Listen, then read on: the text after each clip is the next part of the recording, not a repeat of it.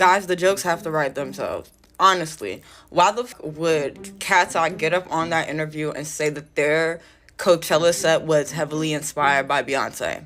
Okay? I see no Beyonce inspiration. So Lara Raj is being canceled, and the reason why is actually way more complicated than people are making it sound. Because yes, the Coachella performance happened, yes, people had a lot to say about it, but when you actually sit down and look at the full picture, there's a lot going on here that's bigger than just one performance. We've got the queer baiting debate, a new song that people are calling their worst ever, and a very serious ongoing situation with Manon that ties into all of it. So let's go through everything. Quick background for anyone who needs it. Katseye is a girl group that blew up mainly because of their music videos and the incredibly addictive dance routines that came with them. Their song Gnarly was their biggest moment. People were recreating that dance everywhere. The song went everywhere, and it made a lot of people take notice of the group. They followed it up with Internet Girl, which got a very mixed reaction. Some people thought the lyrics were painfully cringy. Others liked it anyway because it was catchy. And now they have a new song called Pinky Up that we'll get into later. One of the most well-known members of the group is Lara Raj. She's the only Indian member and has unfortunately dealt with a ton of racist comments from certain parts of the fanbase over the years. And the Coachella performance is the latest thing to put her directly in the crosshairs. So Katseye performed at Coachella, and when they first finished, the initial reaction on Twitter was mostly the usual stuff. Some people saying it was cringy, some saying they couldn't sing live. That kind of thing happens after basically every performance they do. But this time something different happened. Because buried in the performance was a moment involving Lara and another member named Megan that went viral for a very specific reason. And that's what turned a normal post-performance conversation into a full-blown cancellation attempt. Some of y'all are dramatic as shit, okay? Because I was hearing everything about the Katseye Coachella performance. They were so unstable, and then I went and watched the performance. And I'm not one to usually get into fandom drama, but it annoyed me enough, okay? Because I watched it and I was thoroughly entertained. Like, if I paid for a ticket and I got that performance, I would be thrilled. Not only that, but in my humble opinion, they actually sang pretty well for the most of it. You know, they can sing. I'm not a vocalist, okay? Don't come at me like, well, actually, I've done vocals for I don't know how. Me as an average human being, I was entertained, okay? So not everyone was against the performance itself. A lot of people thought it was actually good. But the queer baiting conversation drowned all of that out pretty quickly. Here's what people were saying about it. I think what disgusts me the most about Katseye is the fact that their brand is like sisterhood, you know, girls, and they're queer baiting with doing that. Like, that's not what sisters do. Like, the end of that Coachella performance is so forced, and like licking, like, we're doing too much. Like, why are we licking? Like, And then there was this one which kind of broke down the actual definition. What we saw Katseye doing at Coachella is not the same thing as two queer women consensually engaging in erotic acts for their own pleasure. It absolutely, in my opinion, falls under the category of queer baiting, and I'm going to explain why. First, let's break down what is queer baiting. Let's read what the definition of queer baiting is, shall we? A marketing technique involving intentional homoeroticism or suggestions of LGBTQ+ themes intended to draw in an LGBTQ+ audience without explicit inclusion of openly LGBTQ+ relationships, characters, or people. It is very important to understand that Katseye, the brand, and Lara and Megan as individual people are two separate things. And this is honestly the part of the conversation that gets lost every single time. Because a lot of the anger online got directed at Lara and Megan personally, but these are performers in a managed group. They don't just show up and decide what they're going to do on stage. There's a whole business telling them exactly what to do. And the optics of that, using these girls' queerness as a performance tool for an audience, is a conversation that should be aimed at the people making those decisions, not at the girls executing them. My focus is not so much on the women as individuals for doing this, because I know this whole like K-pop group industry shit, like that can be there's a lot that goes on with that. That's a whole iceberg, and this is probably just one of the many things that they didn't particularly want to do. But not everyone saw it that way. Some people were placing the blame entirely on Lara and Megan. The Megan and Lara MIA ending was full on queer bait, and no one can convince me otherwise. Now, they both have boyfriends. In a fucking relationship, by the way. And it's just the fact that it wasn't even Hype's decision, it was theirs. I don't know about you, but I find licking and kissing someone when you're not dating, especially in front of fans, weird. And considering being in another relationship, No Manon? No ending like that, simple, with Manon. At least it felt real, it felt like actual chemistry. But this one, hell to no, when it was with Manon, there wasn't confirmed Lara had a boyfriend. But now it is, and the fact that they replaced Manon with Megan just shows. It's not actual chemistry, it's queer baiting. Engage baiting, they were so desperate, they made it more than obvious, and again icons are eating it up. Why? Because they're used that queer baiting shit. I fear more than half of the members queer baited, made jokes like that, no surprise. And how do you genuinely not get embarrassed while your parents are watching? Knowing damn well you ain't queer or bisexual. And then some people were defending the performance entirely. I'm actually starting to get pissed off. At first, it was small enough that I could kind of ignore it or avoid it. But now I feel like it's gotten to the point where I can't pretend that it doesn't exist, because Megan and Lara did that whole MIA outro with each other, and so people are crying like, oh my god, they're queer baiting, they're queer baiting, they're queer baiting.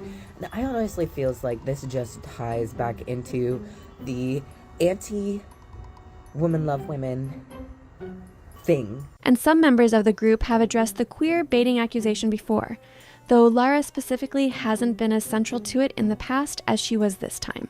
Or people saying that we queer baited at Lollapalooza. That got to you? No. That didn't get to me, but I'm just saying it was the weirdest. So the opinions on this are genuinely all over the place, which is kind of the point because this isn't a simple situation at all. Now here's the part that's been sitting underneath all of this and making everything feel heavier. Manon, one of the most loved members of the group, has been taking a break. And for a while, a lot of people were saying she had quit entirely.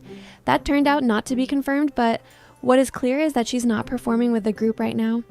And the reason people think is connected to something much more serious. In any environment with racism and discrimination, the most marginalized person is going to get it first. In the case of Katseye, that's Manon. The language being used toward her, calling her lazy when she has a disability, appearance of the other members talking smack about her behind her back, that's a problem on its own. But it's also a symptom of a larger problem. You know what raised my eyebrows way back? When all of the East and Southeast Asian members of Katseye were either pale or mixed with European. Then I chalked it up to potentially being a coincidence. But now we know it's not. With Manon gone, or on hiatus, or whatever's happening, my eyes are now on Lara. And this creator made a point that I thought was really worth paying attention to. I've been following the K-pop music industry since about 2011, and what made Katseye so monumental as a global girl group was the diversity. And what was most important was having a Black woman featured. Since really the dawn of K-pop, so much of its influence is from Black creators, Black artists, Black culture.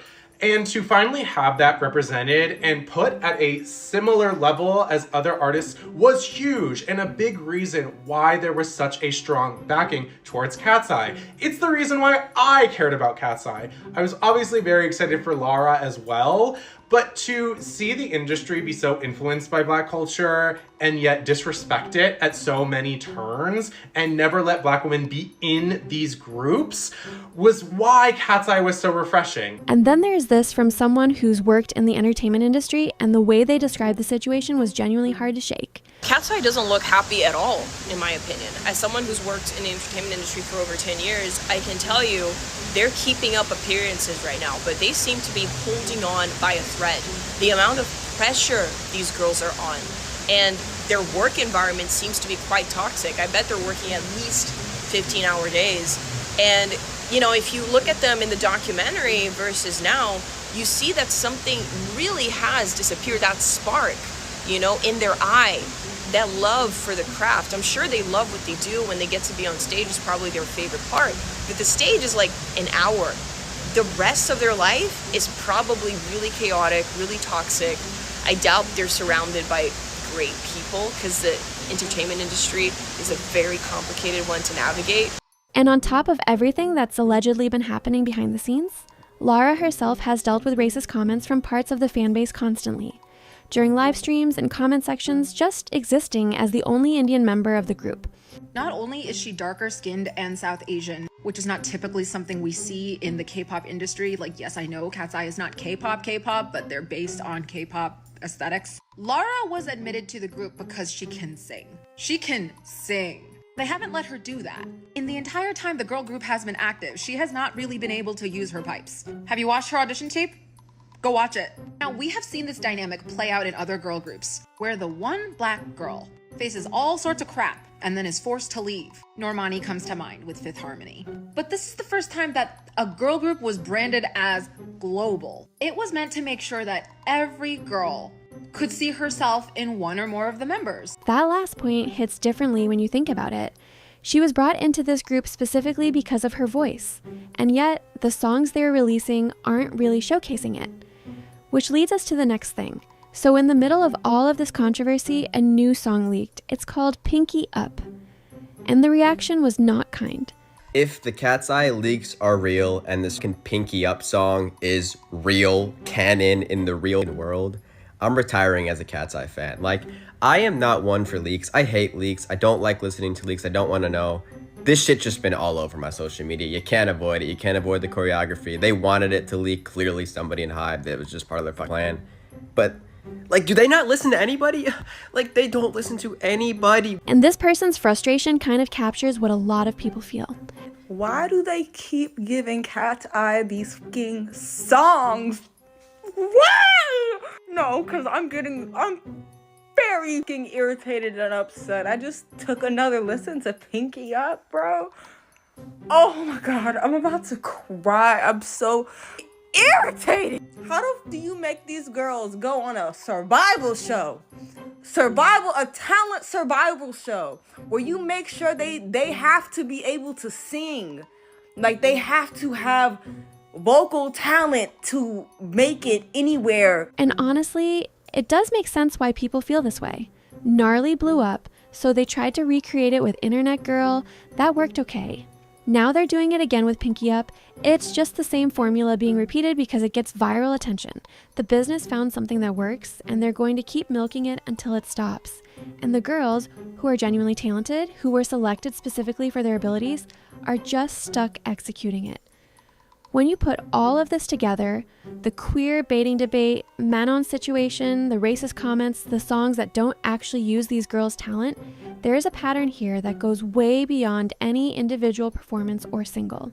These are genuinely talented people who got put into a machine that's more interested in viral moments than actual artistry. The queer baiting at Coachella wasn't Lara's idea. The Pinky Up song wasn't the girls' choice. And the racism that Lara and Manon deal with constantly is coming from a fan base that this machine helped build and has never really done enough to address. And on top of all of that, the backlash after Coachella landed on Lara personally. Her name is the one trending. Her name is in the cancellation headlines, while the people actually making these decisions are nowhere in the conversation. That said, there are also a lot of people who see exactly what's happening and are standing behind her. Okay, hear me out. So I've watched the Lollapalooza performance like 75 times, and so it's made me go back and watch a bunch of their other performances, and I swear I stand by my opinion that Lara Raj is the second, if not the best performer in Katseye. And hear me out. I know usually people's top three are like Megan, Yoonchae, and Daniela. I think Daniela is probably the easiest number one on the list of people. However, Lara, if you look at every single performance, she is the most consistent. Like, when I say consistently giving face, consistently giving energy, consistently executing choreo well, like, she is just like all-round performance. Like, she's got that in the bag. So that's everything. The Coachella queer baiting debate, the Manon situation, Pinky Up, and the bigger picture of what's actually going on with this group. Tell me what you think in the comments. Do you think the backlash against Lara specifically was fair? Do you think the queer baiting conversation should be aimed at the girls or at the business behind them? And what do you think happens to Katseye if Manon doesn't come back? Drop it below. I read all of them. Subscribe so you don't miss the next one, and I'll see you then.